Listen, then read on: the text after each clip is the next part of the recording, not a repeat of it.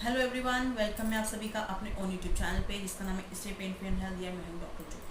आज हम लोग डिस्कस करने वाले हैं रिगार्डिंग लेप्रोस्कोपी। ऑब्वियसली मैंने अपनी वीडियोस में काफ़ी आप लोगों से कहा है कि laparoscopy is a treatment, laparoscopy is for diagnosis purpose. But laparoscopy actually होता कैसे है और इसमें क्या क्या कॉम्प्लिकेशंस आ सकते हैं और किन किन प्रॉब्लम्स में इसमें ट्रीट करा जाता है और क्या क्या अगर आप लेप्रोस्कोपी करा लेते हैं तो आपको क्या फर्टिलिटी आपकी डिक्रीज हो जाती है, अगर इनफर्टिलिटी की कोई प्रॉब्लम है तो वो सॉल्व हो सकती है।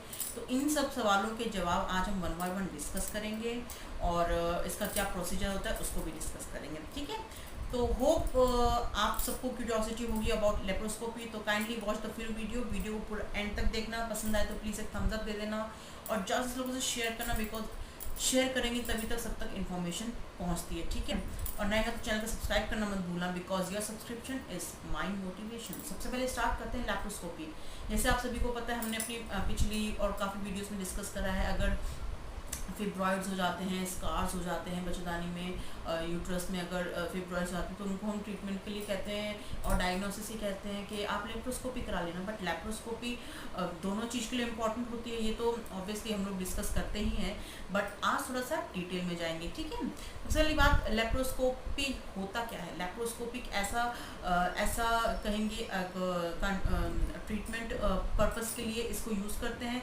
इसमें लेप्रोस्कोप की मदद से आपके जितने भी इंटर ऑर्गन्स हैं उसको एक कैमरा उस लेप्रोस्कोप में फिट करके देन उसको मॉनिटर पे देखा जाता है कि किसी जो एब्डोमिनल ऑर्गन्स हैं और जो रिप्रोडक्टिव ऑर्गन्स हैं उसमें किसी तरीके का कोई इशू तो नहीं है। अगर उसमें कुछ प्रॉब्लम होती है इनफर्टिलिटी से रिलेटेड तो फिर उसको ट्रीटमेंट करा जाता है, ठीक है। तो ये तो बात होगी लेप्रोस्कोपी क्या होती है। इसमें बेसिकली 0.5 इंच का इंसिजन लगाते हैं जो ऑब्वियसली बहुत ही छोटा होता है, प्लस इसमें आपका ब्लड लॉस भी बहुत कम होता है और एक मेजर सर्जरी नहीं होती है। थ्रू स्मॉल इंसिजन्स के थ्रू आपकी जो ट्रीटमेंट करा जाता है और डायग्नोसिस के लिए इसको यूज़ करा जाता है। और इसमें सबसे अच्छी बात तो ये है कि इसमें रिकवरी भी बहुत जल्दी, बहुत फास्ट रिकवरी होती है।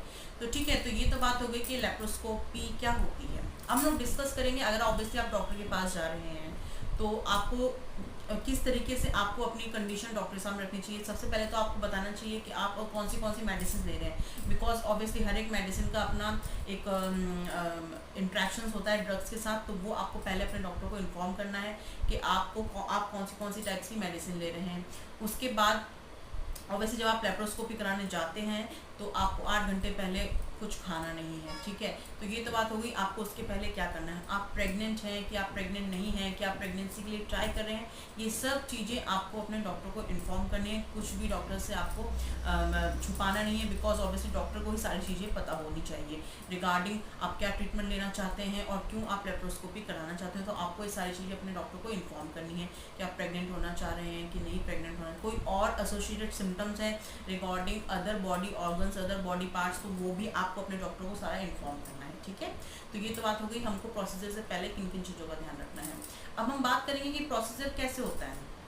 देखिए, इस प्रोसीजर ये होता है, जैसे ऑब्वियसली आप डॉक्टर के पास जाएंगे तो उसमें आपको सबसे पहले एक सुन का इंजेक्शन दिया जाएगा। वैसे किसी किसी कंडीशन में इतना पेन नहीं होता है तो आपको एक लोकलाइज एनेस्थीसिया दिया जाता है।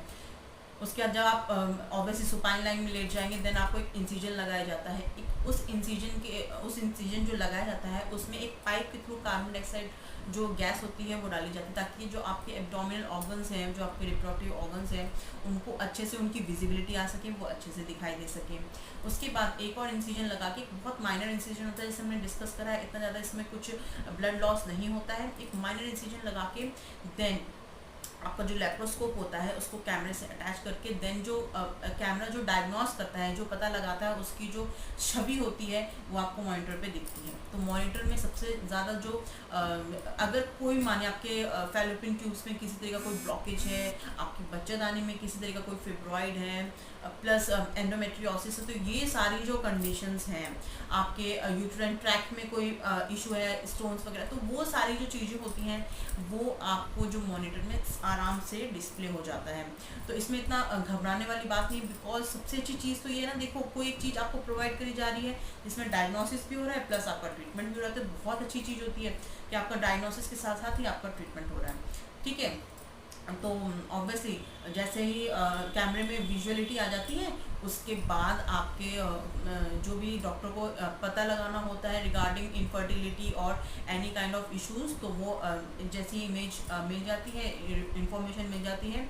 उसके बाद क्या करते हैं, आपके एब्डोमेन से कार्बन डाइऑक्साइड निकाल के और जो इंसिजन्स हैं उनको सूचर कर दिया जाता है, क्लोज कर दिया जाता है। तो इस तरीके से जो लेप्रोस्कोपी की प्रक्रिया होती है वो चलती है।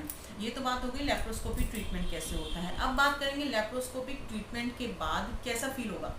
ऑब्वियसली लेप्रोस्कोपी ट्रीटमेंट के बाद आपको हल्का सा स्कार्स ऑब्वियसली लगे हैं तो थोड़ा सा माइल्ड पेन हो सकता है, आपको एब्डोमिनल ब्लोटिंग हो सकती है, आपको थोड़ा बहुत डिस्कम्फर्ट रह सकता है। तो ये जो नॉर्मल चीज़ें हैं। बट अगर आपको जैसे इन्फेक्शन हो रहा है, बहुत ज़्यादा इचिंग हो रही है, खुजली हो रही है, आपको स्कार्स में आपको वॉमिटिंग लग रहा है, नॉजिया लग रहा है, आपका किसी भी तरीके की कोई घबराहट हो रही है आपको, और आपका शोल्डर में पेन हो रहा है, तो आपको तुरंत जाके अपने डॉक्टर से कंसल्ट करना है। ये नहीं कि आज तो हमारा लैप्रोस्कोपी हुई है तो हम आराम करेंगे, रेस्ट करेंगे, वो अच्छी बात है, रेस्ट करेंगे, बट आपको जो एसोसिएटेड सिम्टम्स आ रहे हैं ना उनको आपको इग्नोर नहीं करना है। जैसे नॉर्मल मैंने बताया एब्डोमिनल क्रैम्प्स और एब्डोमिनल पेन, जो आपका जो स्कार्स उसमें थोड़ा बहुत पेन रह सकता है, इचिंग हो सकता है, बट अगर ज़्यादा अगर पस वगैरह डिस्चार्ज हो रहा है, आपको बहुत ज़्यादा डिस्कम्फर्ट हो रहा है, तो आपको तुरंत जाके अपने डॉक्टर से कंसल्ट करना चाहिए। ठीक है, तो ये बात हो गई आफ्टर प्रोसीजर। अब हम लोग मूव करेंगे आफ्टर प्रोसीजर के बाद आपको क्या डाइट लेनी है। आफ्टर प्रोसीजर के बाद आपको हल्की डाइट लेनी है। हल्की डाइट में जैसे आप पानी ज़्यादा पीजिए, आप फाइबर फूड खाइए, आप प्रोटीन्स खा सकते हैं, आपको फैट नहीं खाना है, आपको बिल्कुल ज़्यादा फैट नहीं लेना है अपनी डाइट में, एकदम से मत लीजिए। दूध नहीं लेना है आपको पनीर नहीं लेना है, चीज़ नहीं लेना है। तो ये सब चीज़ें आपको स्ट्रिक्टली कहेंगे कि नो है, बट खाना क्या है, आपको प्रोटीन खाइए, आप दूध पीजिए, नारियल पानी पीजिए। ये सब जो चीज़ें होती हैं धीरे धीरे आपको टुवर्ड योर डाइट इंक्रीज करना चाहिए, एकदम से सॉलिड फूड लेना स्टार्ट नहीं करना चाहिए। तो ये तो बात हो गई आपको अपने लेप्रोस्कोपी ट्रीटमेंट के बाद डाइट में क्या लेना है। अब बात करेंगे डाइट में क्या क्या नहीं लेना है। जैसे मैंने बताया प्रोसेस्ड फूड हो गए, मैदे से बनी जितनी चीज़ें हो गई, और पास्ता पिज़्ज़ा ये सब तो बिल्कुल ही नहीं लेना है। उसके बाद आप चाहते हैं तो आप थोड़ा बहुत रोटी को मिक्स करके खा सकते हैं, बट आपको एकदम से हैवी चीज़ें सॉलिड फूड्स जो हैं अपने डाइट में नहीं लेना है। तो ये तो बात हो गई डाइट की। अब हम लोग बात करेंगे जो मेन हमारा है जानने की उत्सुकता है कि लैप्रोस्कोपी में डायग्नोसिस प्लस ट्रीटमेंट कौन सी प्रॉब्लम्स का किया जाता है। तो लैप्रोस्कोपी में सबसे पहले हम बात करेंगे, स्टार्टिंग करते हैं बच्चेदानी से। यूट्रस में अगर आपके फिब्रॉइड्स हैं, यूट्रस में अगर आपकी एंडोमेट्रियोसिस है, अगर आपके बच्चेदानी में किसी तरीके का कोई कैंसर हो गया है, फिब्रॉइड की गांठ देखो छोटी है तो it will resolve by the laparoscopy treatment only. But if the size of fibroid is increase और बड़ा है और बढ़ते जा रहा है तो उसके लिए बच्चेदानी भी कभी कभी रिमूव करानी पड़ सकती है। तो हम ऑलरेडी वीडियो में अपने डिस्कस कर चुके हैं। जैसे एक तरीके से कहेंगे मोलर प्रेगनेंसी अगर वापस रिपीटेटिव हो रही हो, बहुत बिग साइज का अगर मोल बन जाता है तो उसमें भी बच्चेदानी रिमूव करानी पड़ सकती है। हिस्टेक्टमी भी हो जाती है। तो ये जो बच्चेदानी से रिलेटेड जितने प्रॉब्लम्स है, जैसे कि फिब्रॉइड हो गया और आपको कंसीव कर पा रहे हैं बट आपका मिसकैरेज बार बार हो रहा है, तो उसके लिए आपको जो है लैप्रोस्कोपिक ट्रीटमेंट बहुत बेनिफिशियल है। देन अगर आपको एंडोमेट्रियोसिस है तो एंडोमेट्रियोसिस में जो फर्स्ट और सेकेंड डिग्री का तक का होता है ना, उसमें तो आराम से आप कंसीव कर सकते हैं, तो via treatment of this laparoscopy. But थोड़ा आगे जाके वो और थोड़ी सी एंडोमेट्रियल बायोप्सी देखा पड़ता है कि कोई कैंसर वगैरह तो नहीं है, तो वो भी बहुत ज़्यादा जांच के लिए ज़रूरी है। तो लैप्रोस्कोपी में आप जांच के लिए भी टिश्यूज़ भेज दिए जाते हैं कि देखने के लिए कि कैंसर है कि नहीं है एंडोमेट्रियम का। तो ये तो बात हो गई बच्चेदानी की। और कैंसर होता है तो ऑब्वियसली हिस्टेक्टमी तो हो ही जाती है। तो ये तीनों जो कारण हो गए रिगार्डिंग बच्चेदानी यूट्रस के बारे में हमने डिस्कस कर लिया। Next will move towards the fallopian tubes. और बहुत सारी फीमेल्स को सबसे ज़्यादा देखो कंसीव करने में कहाँ दिक्कत आती है, फैलोपियन ट्यूब ब्लॉकेज।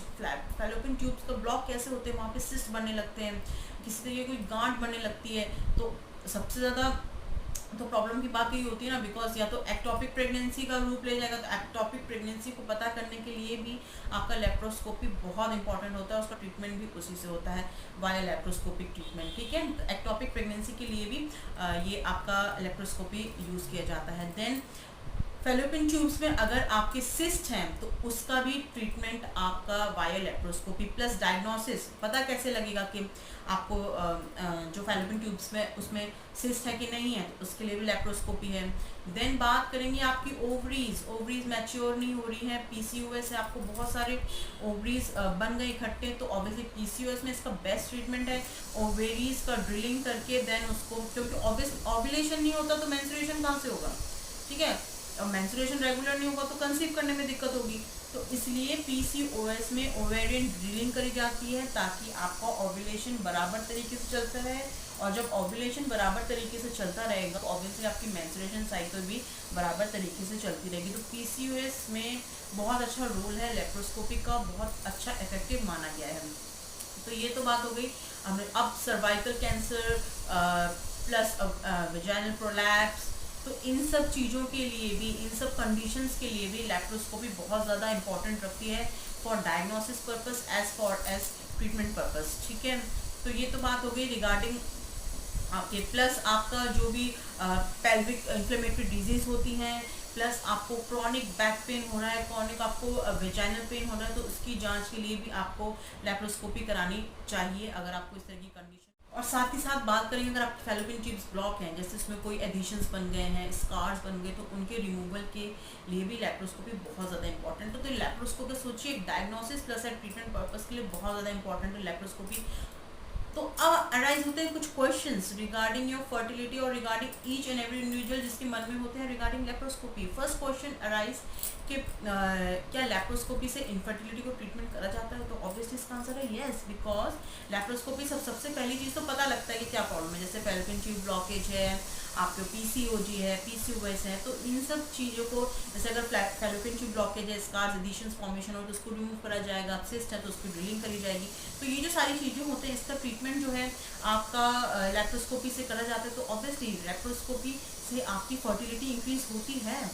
अब बात करेंगे कि लेप्रोस्कोपी में कितने दिन बाद कंसीव करने के लिए ट्राई करना चाहिए। तो ऑब्वियसली 3 to 6 मंथ्स के बीच में आपको कंसीव करने के लिए ट्राई करना चाहिए, बिकॉज मानिए ऐसा देखा गया है काफ़ी लोगों में कि अगर जो 3 से लेकर 6 महीने के बीच में ट्राई करते हैं आफ्टर लेप्रोस्कोपी ट्रीटमेंट, तो उनके काफ़ी अच्छे रिजल्ट आते हैं और वो आराम से कंसीव कर लेते हैं। ठीक है, तो ये तो बात होगी कि कब ट्राई कर सकते हैं। नेक्स्ट क्वेश्चन है कि पीरियड्स कब से स्टार्ट होते हैं? तो पीरियड्स स्टार्ट होते हैं आफ्टर 3 to 4 वीक्स, और आपकी पीरियड साइकिल, मेंस्ट्रुएशन साइकिल 1 से 2 महीने, 2 से 3 महीने तक अगर रेगुलर आती है देन आप ट्राई करने का सोचिए, कंसीव करने का सोचिए। ठीक है, अब बात करेंगे रिकवरी। तो अब बात करेंगे इसकी रिकवरी कब होती है। आप सोचिए आपने लेप्रोस्कोपी ट्रीटमेंट करा लिया, डायग्नोसिस पर्पस के लिए करा लिया, देन आपकी रिकवरी 5 डेज के बाद तो आप आराम से नॉर्मली अपनी ADL activities of daily living, घर के डेली के रूटीन काम जो है वो कर सकते हैं।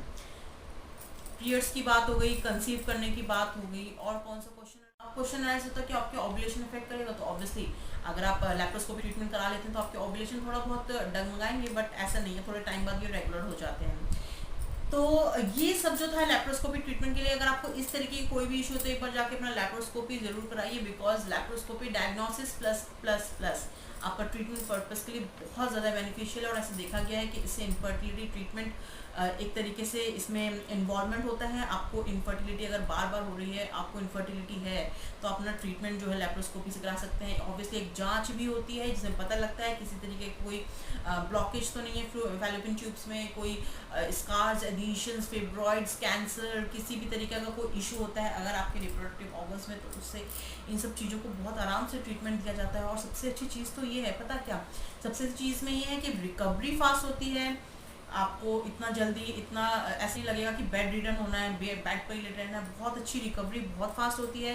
प्लस आपका ये जो ट्रीटमेंट पर्पस के लिए भी यूज़ होता है, और आपको इसमें ज़्यादा खर्चा भी नहीं है। 30,000 से मान लीजिए आप ऑब्वियसली 30,000 के आगे तो फिर as per as your clinic, तो उसका प्राइस थोड़ा बहुत हाई हो जाता है।